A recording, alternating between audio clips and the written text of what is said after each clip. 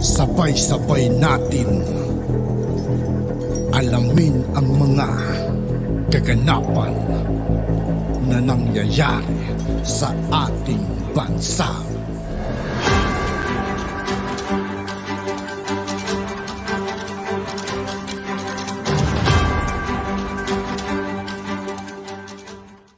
Yo, what's up mga kaibigan? This is I2K po again. Ngayon nandito ulit tayo sa channel ni Pinas News Insider. Dito ulit tayo magbibigay ng komento at reaksyon. Kaya bago ang lahat ng yan mga kaibigan, sa lahat ng hindi pa nakasubscribe kay Pinas News Insider, mag-subscribe na po tayo at huwag nyo rin pong kalimutan mag-subscribe dito sa aking channel. Simulan na natin mga kaibigan. Let's go! Kura na di umano si Pangulong Bongbong Marcos matapos hindi nito banggitin ang Pilipinas sa kanyang naging State Union Address. Totoo ba kaya ito mga kababayan? Ating alamin. Pero bago ang lahat, kung bago ka pa lamang sa aming channel, please huwag kalimutang mag-like, subscribe at i-click ang notification bell para mas maging updated ka palalo sa lahat pa ng bagong video na i-upload namin. At eto na nga mga kababayan, kamakailan nga lamang nagbigay ng kanyang State Union Address si US President Joe Biden na nagbitiw ng mga maanghang na salita laban sa China sa harap ng US Congress, kung saan tila binira ni US President Joe Biden ang mga ani ay panglalamang di umano ng China. At nang matalakay nito ang seguridad ng Asya, iginiit ni US President Joe Biden na prioridad niya ang pagpapanatili ng kapayapaan sa rehiyon ng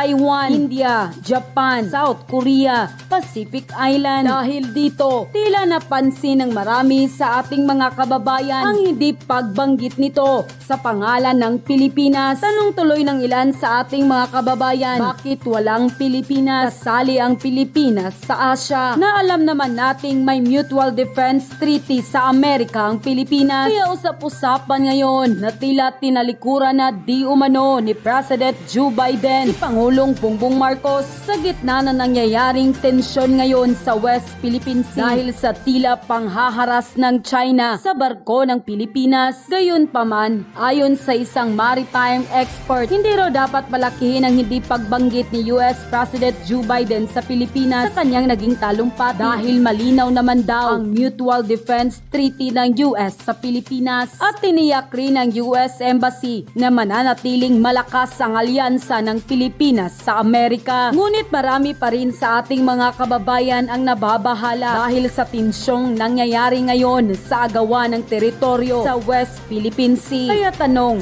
bakit hindi di umano nabanggit ang Pilipinas ni US President Joe Biden? Mukha umanong nakakatakot ito at saan di umano tayo dadalhin ng ating tapang? Kasi sabi nga nila, andyan naman daw ang US para ipagtanggol ang Pilipinas. Pero sigurado bang ipagtatanggol ang Pilipinas? Hindi nga raw nabanggit. At ang isang malaking tanong, kaya ba talaga tayong panindigan o tulungan sa panahon ng kagipitan? Samantala, hindi naman mapigilan ng marami sa ating mga kababayan na magbigay ng kanilang hinaing at komento sa mundo ng social media. At ayon pa sa kanila, kahit natulungan kuno nila tayo, walang mababago, mapanguto ang dalawang bansa. May hidwaan sila at tayo ang maiipit. Tapos bigla tayong kunwaring tutulungan. Sinasabi ko sa inyo, history will repeat itself. Wala tayong mapapala sa pakikipagyera kung focus lang tayo sa pagpapayaman, pagpapalakas,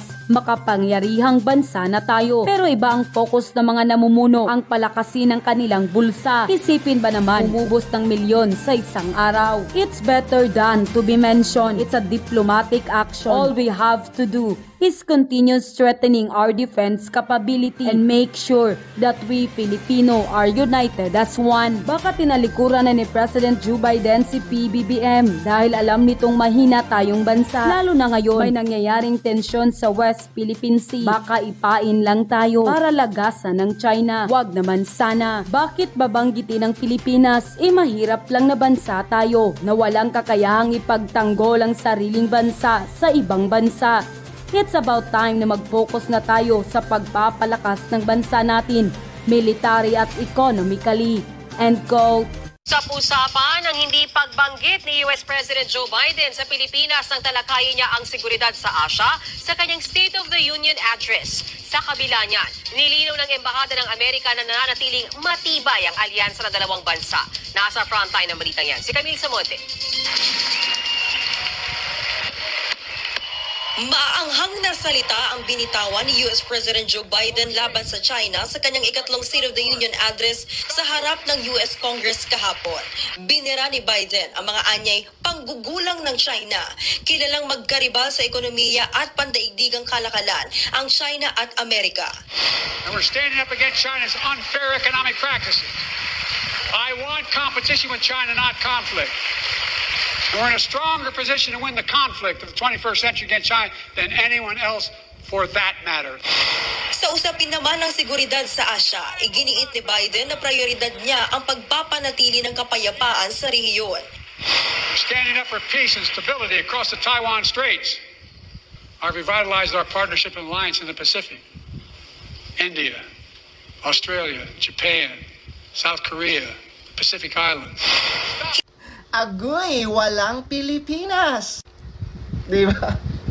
Walang Pilipinas, di ba? Kasali naman tayo sa Asia, di ba? And we all know sa nangyayari ngayong agawan ng teritoryo ng China versus, di ba, Philippines sa West Philippine Sea. Pero bakit hindi binanggit man lang, no, ni Joe Biden ang Pilipinas? Naku, nakakatakot yan. Di ba? Yan na nga yung sinasabi ko eh. Na saan tayo dadalhin ng tapang natin. Kasi di ba sinasabi nyo, andyan naman ang US. Di ba? Para ipagtanggol tayo. Sure ka? Hindi nga binanggit. Di ba? Kaya talagang nakakatawa itong ibang mga Pinoy na saludong-saludo sa kano, sa mga puti. Kaya-kaya nila tayong panindigan? Aber? How sure you are na kaya nila tayong back-upan? Di ba? Pag nagkagipitan, pagka nagkagirahan. Kasi alam niyo mga Lods, ang magiging solusyon lang ng lahat ng to, kung gusto talaga natin mabawi yung West Philippine Sea, ay talagang marahasan yan, di ba? Ganun lang naman ang nakikita kong paraan eh, kasi palagi naman ang nakikipag-exchange ng dialogo, palagi naman ang nakikipag-usap. Ang tanong, nakikinig ba ang China? Hindi. So ang another solution yan, talagang papalag na ang Pilipinas. 'Di ba? Kumbaga talagang na to, no? Kung hindi madaan sa santong dasalan, 'di ba? Sa santong paspasan na 'yan.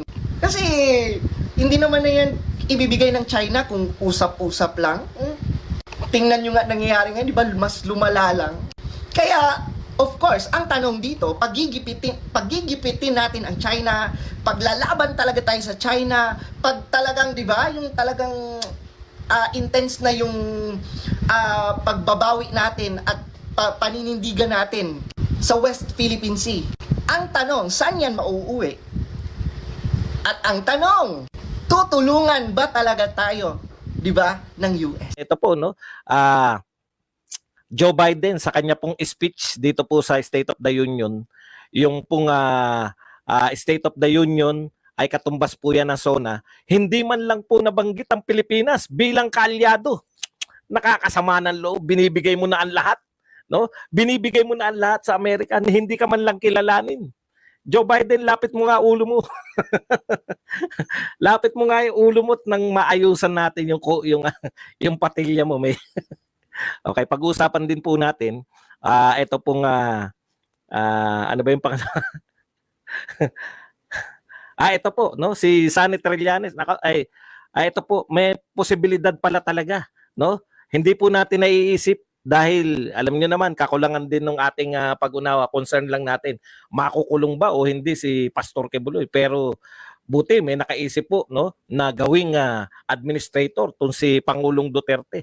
Nanganganib pala, pwede palang ma-sequester, no, yung ari-arian ng Kingdom of Jesus Christ. Mabuti na lang si Duterte. Iyan po ang pag-uusapan natin. Ipapaliwanag po natin yan para sa inyong kalaman. At ikatlo po, yung pong tunay na pakay ni Pangulong Marcos sa paglalakbay niya dun sa may sa Germany. Pag-usapan po natin yan. No? Napakinggan ko po yung speech, yung bahagi po na binanggit ni una, Yung may kinalaman po sa atin, syempre mainit po si Biden, no? Masyadong matapang si Joe Biden tungkol po sa China, no? Kaya po yung ikalawang bahagi nung pinaparinig sa atin na pinasasalamatan niya, muli daw niyang binuhay yung tinatagan yung pakikipag-alyansa. Binanggit po lahat eh. Binanggit yung India, binanggit yung Japan, South Korea, Taiwan, Australia. Putang nakalimutan po tayo. Sabi ko sa isip-isip ko, grabe talaga ang tingin nila sa Pilipinas, no? Talagang pwede talaga tayo mag-exist na pwede tayong non-existent. Maria Pasokoshi, thank you very much sa 500 yen na pangkape. Pwede talaga tayong baliwalain lang talaga ng US. Hindi tayo ganun kaimportante sa tingin nila. Kahit na nga yung mga EDCA sites inopen na natin sa kanila, kahit nga tayo nakikipagbardagulan dito, tapos ang rally, wala na bukas. Talagang ganun. Talagang ganyan na lang talaga. Kahit na tayo yung naka-forefront, sinasabi ng ating Pangulo, pinagmamalaki na tayo yung frontliner sa laban sa China, pero hindi tayo kinilala, hindi tayo binanggit. No? Ganun po, written speech po yun, binabasa po yun. Sabi ko, hindi lang po ito pagkukulang ng talagang hindi po nila iniisip ang Pilipinas, no? Yan po yung problema natin, no? Willing tayong makipagbardagulan sa China, willing tayong yung ating pag sinasabi ko po yung official po na ginagawa ng gobyerno, talagang nag-all out tayo ngayon sa China eh. Yung buhay po ng ating mga Coast Guard, yung buhay po ng ating mga sundalo na nagde-deliver po ng mga supply, no? Dito po sa Amerika, yun po yung problema natin. Sa Amerika, sa Ayungin. Yun po ang problema natin lagi diyan, no?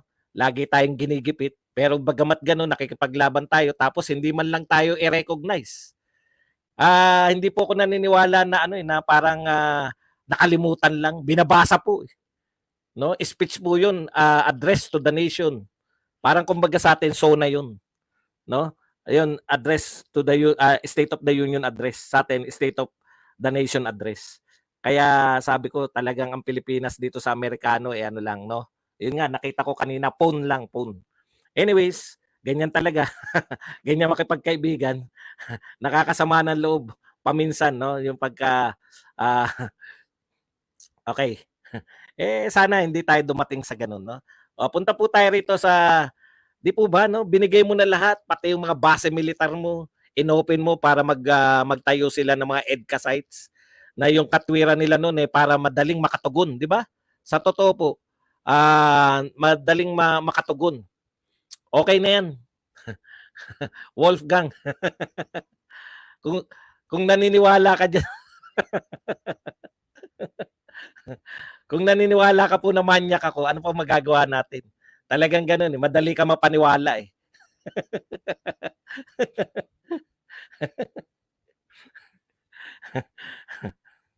Okay.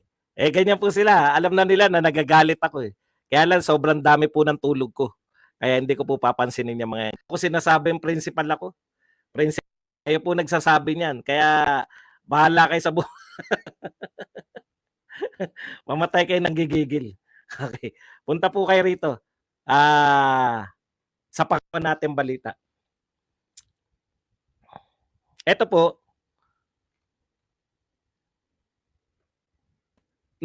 Tsaka lang po tayo nakapag-isip na may yaman nga pala yung KOJC. Kasi hindi po natin naisip, magtotohanan po tayo, no? Hindi po sumasagi sa isip natin ang concern siyempre natin, makukulong ba si Kibuloy o hindi? Mahuhuli kaya si Kibuloy o hindi? Yan yung concern natin, di ba? Pero matatalino po yung nakaisip.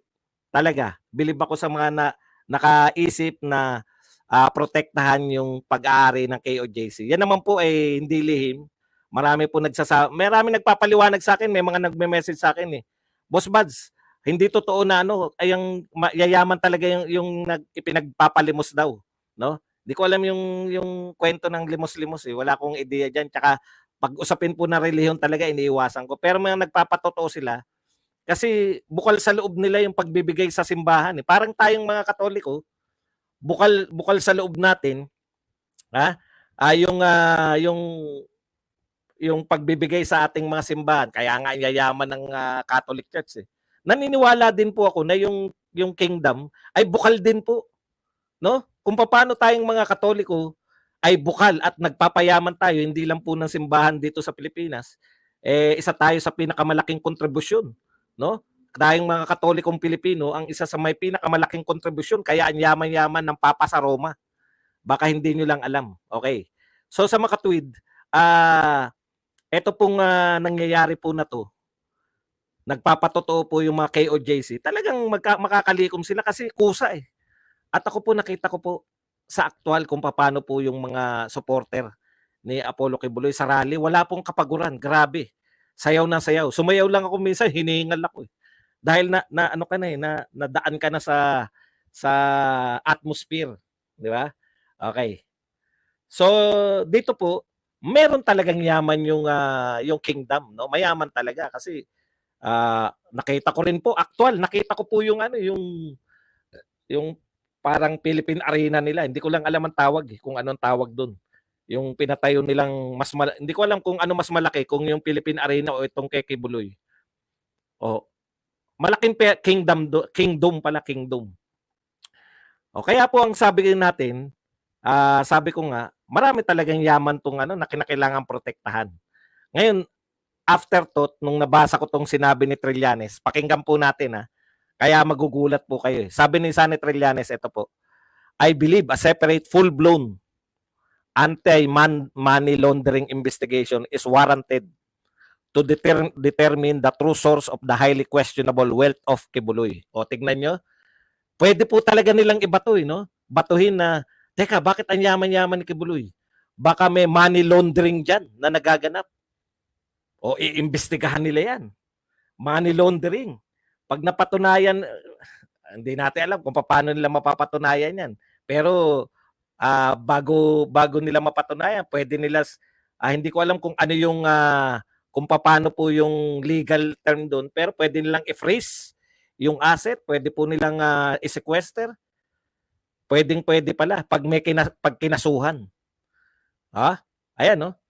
It is very likely that a very powerful politician associated with him has taken advantage of the tax-free status of religious institution in order to stash ill-gotten wealth. So kita nyo na po, iuugnay nila na yung ill-gotten wealth, alam nyo na naman kung kanino papunta yan. Tutukoyin nila si Duterte, may ill-gotten wealth, para maitago yung ill-gotten wealth, pinatago kay Pastor Kibuloy. Kaya ang pera ni Kibuloy, ang pera ng kingdom ay pwedeng pera yan na galing sa nakaw. Nakita nyo yung utak ni Trillanes? Paano nyo natiyak, no? Na si Trillanes lang yung nag-iisip ng ganun. Diyan sa gobyerno ngayon. Teka muna. Hindi ba mas maganda na iugnay natin yan? Ideya yan ni Trillanes. Kung yung mga ganyan po mag-isip, na totoong may kapangyarihan, naisip din nila kasi ako hindi ko naisip eh. Never ko maisip eh. Kaya, good move talaga, no? Kung sino man po yung nakaisip, kung si Pastor Kibuloy man o si Pangulong Duterte man yung nagsuggest na siya gawin siyang administrator, napakalaking bagay po niyan. Kasi kung ito po ay ibang tao lang yung magiging administrator, halimbawa po hindi ko alam ang setup niyang hindi ko po alam. Kunwari, kung sa mga Katoliko yan, mga pari lang yung magiging administrator, di ba? Na walang legal mind ni Pangulong Duterte, hindi kasintapang ni Pangulong Duterte. Hindi ko alam kung may second in command sa pamamahala si Kibuloy. Pero kakayanin po nila yan, sasampahan lang ng kung ano-ano. Samantalang kung direkta si Pangulong Duterte ang administrator niyan, putya, mahihirapan sila mag-isip ng ikakaso diyan para ma-sequester yung pangalan. Ay, yung pangalan.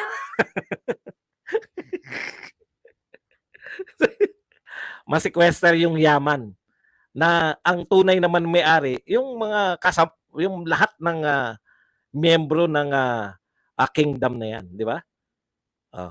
Yun yung sinasabi natin na wise move talaga yung pagtatalaga kay Pangulong Duterte kasi sino ngayon ang magtatangka na questionin Sino ngayon magtatangka dito sa sinasabi na to ni Trillanes? Putya, kung si Pastor Kibuloy nga araw-araw na nag-rally. Paano pa kaya pag si Duterte na yung... Eto, ano rin to parang show of force din to. Si Kibuloy, gusto niyong ipahuli. Ganyan na karami yung nagrarally. Yung mga nagsasabing kayang hulihin si Pangulong Duterte ng ICC. Paano pa kaya kung si Pangulong Duterte yung isasalang ninyo sa aarestuhin? Na-imagine nyo ba? Kung gaano karami yung araw-araw na magrarally para kay Duterte. Kaya yung mga nagagatong na ICC, hindi nyo po hindi nyo po alam yung mga sinasabi nyo. Okay. Ito po, galing po yan sa bibig ni Trillanes o sa post ni Trillanes. Full-blown anti-money laundering investigation na i-determine yung true source. Putya, pag inimbestigahan niya at i-determine, may true source yung pera mo.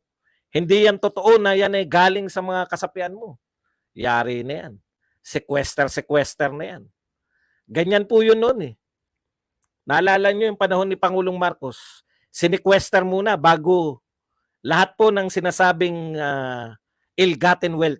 Natatandaan ko na yan, may tao na ako niyan Tinatag, ang unang-unang tinatag ni Cory noon, PCGG, Philippine Commission on Good Government. At ang tanging gagawin nila ay bawiin ang ill-gotten wealth. Sinequester lahat kagad. Hindi pa napapatunayan na ill-gotten yan. Hawak na kagad ng PCGG bago maglitis. Kaya, ang ganda ng moves na yan kasi pwede kagad nila yan na, teka muna, kino-question namin yung yaman ng KO, bakit ang yaman-yaman nyo? Kung si Duterte po ang administrator, pag mamumurahin lang kayo, kayo dito. Kung gusto nyo, magsampa kayo ng kaso. Hindi nyo pwedeng pakialaman tong kingdom to. Ang may-ari nito yung mga tao, miyembro ng Kingdom KOJC na yan. Kaya ang ganda po So congratulations po sa KOJC kahit papano, maganda yung laban nyo dahil kay Pangulong Duterte. Okay na yan, hilaw nyo. Abuloy, wala sa kangkungan na ikaw pupulutin. Okay na yan. May nalalaman ka pang kangkungan pupulutin. Bobo ba yan sila? Bobo ba yan si Duterte? Sa tingin mo, bobo si Duterte? Kangkungan.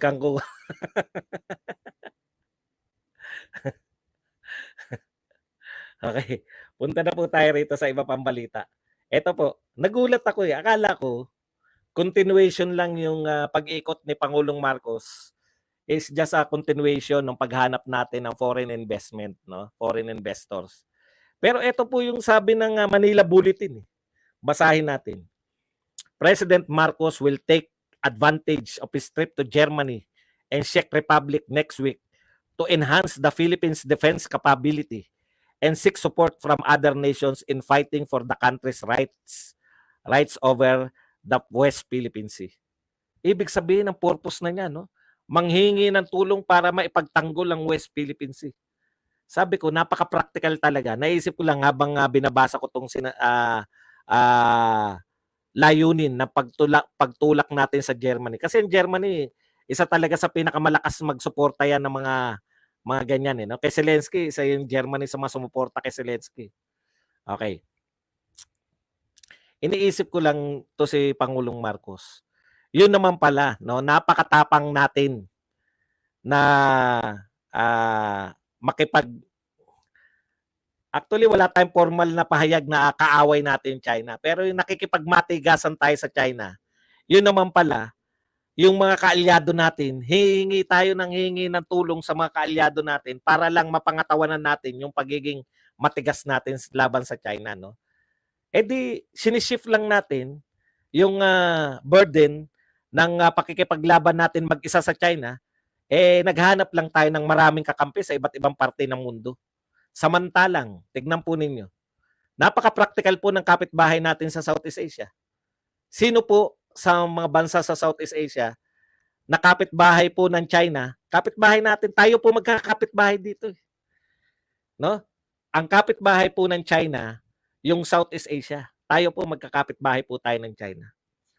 Pero napaka-practical po nila, hindi po sila nakikipagmatigasan.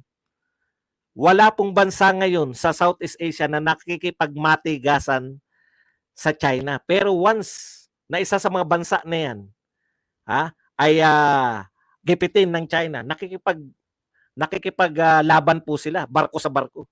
Vietnam, Indonesia, Malaysia, na hindi humihingi ng tulong sa mga iba. Ang pagtatanggol po sa teritoryo ay katungkulan ng bansa. Bakit po practical si Pangulong Duterte? Sabi paulit-ulit si Pangulong Duterte, hindi natin kayang labanan ng China. Napakalakas ng China. Kaya ginamit niya yung kanyang di ba? Simple lang dapat natin gawin. Kung hindi natin kaya yan, makipagkaibigan tayo.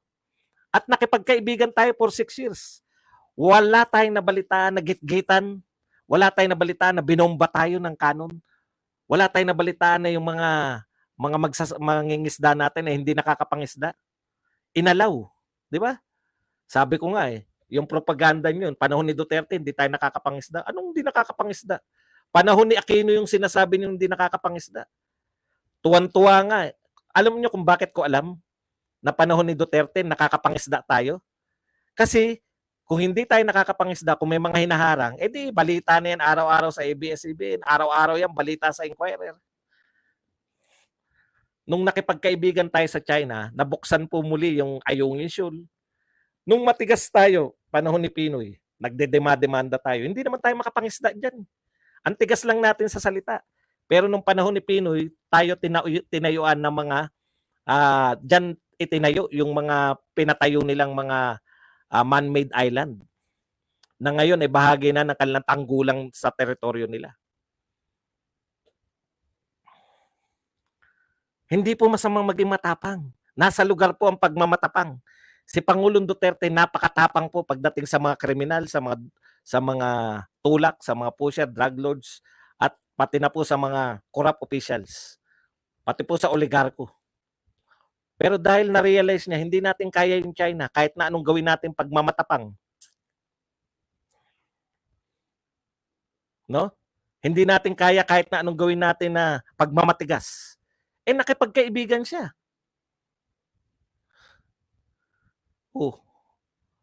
Na naging dahilan, kaya yung investors, magkaibigan yung China at Pilipinas. Matatag na yung Pilipinas na yan. Tapos nakita nila, build. Kusa nag-invest, hindi na po kinakailangan ni Duterte mag-ikot na mag-ikot. Kusa po rito, pumasok po. Ay, alam nyo, galing po ako, naaral ko po yung stocks Alam nyo yung mga analysis po sa stock market natin. Yun po yun yung panahon ni Duterte, ang dami pong kumita dito sa atin na dyan sa stock market natin. Bakit? Kasi pumapasok yung mga puhunan dito sa Pilipinas. Actual po yan. Ngayon po, ikot ng ikot, pero negative po yung investment natin. Hindi nila kayang pabulaanan yan. Galing yan sa Bangko Sentral. Wala palang epekto yung ikot ng ikot. Simple lang, maging practical lang. Kaya nga may diplomatic relationship na tinatawag. Ano ang diplomatic relationship? Kung hindi mo kaaway yung isang bansa, huwag kang umasta na kaaway mo siya. Hindi mo ba? Puta, sasabihin, kasi pro-China si Digong. Yung mga nagsasabing pro-China si Digong. Lalo na, yan na, Abilio, sige. Bida ka na naman. Pogo daw ang pinapasok. Okay na ba yun? Pabida-bida ka lang. Sir, eto pa. Ano yung sinasabi natin? Kaya po ngayon, alam nyo kung ano ngayon na meron sa Twitter, lahat po ng mga nangangampanya sa Twitter na mga tambaluslos. Ganito ang gawain nila. Nasabi ko na to kanina, i-restate ko lang. Kasi parami ng parami. Pinupost po nila yung mga campaign promises ni Duterte at sasabihin nila, hindi nga natupad ni Duterte yung campaign promises. Anong hindi natupad? Ang gusto nila, totally, nung sinabi ni Duterte na war on drugs, totally masunod yung timeline. Matagal na pong pinaliwanag yan ni Duterte at solve na solve kami sa paliwanag niya. Ano ba sabi ni Duterte? Na-realize ko na yung problema sa droga, kaaway ko, hindi lang po yung mga drug lords, kundi yung mga general, ang lalaking tao, gobyerno mismo ang kalaban ni Pangulong Duterte. Pero ito ang tanong nung hindi ba natupad ng ilang buwan, mawawala yung droga, tumigil ba siya? Hindi siya tumigil. Yung po ang kagandahan kay Pangulong Duterte. Sinabi ni Duterte, 1 taon, 2 taon, wala ng korupsyon. Ganda. Tigil talaga yung mga korupsyon yung laglag bala na lang. Yung malinaw sa inyo, yung mga OFW na naranasan nila yan, laglag bala na yan. Nawala kagad yun, isang mura lang, PI kayo. Ganda. Tanggal yung mga korupsyon. Natigil ba lahat ng korupsyon? Hindi. Pero alam mo na siguro ang dami na ibawas sa korupsyon. Yung korupsyon, yung makakapal na lang talaga yung mukha. No? Tinuloy-tuloy. Hindi yung, 2 taon yung target ko, hindi natin nakuha yung 2 taon. At yun na nga mga kababayan, ano na ang masasabi mo? Kung mayroon kayong hinaingan At yun nga po mga kaibigan, dito po nagtatapos ang ating reaction video. Muli ako po si I2K ng Sundalo ng Dunggalo. Maraming salamat sa patuloy na pagsuporta. Peace out.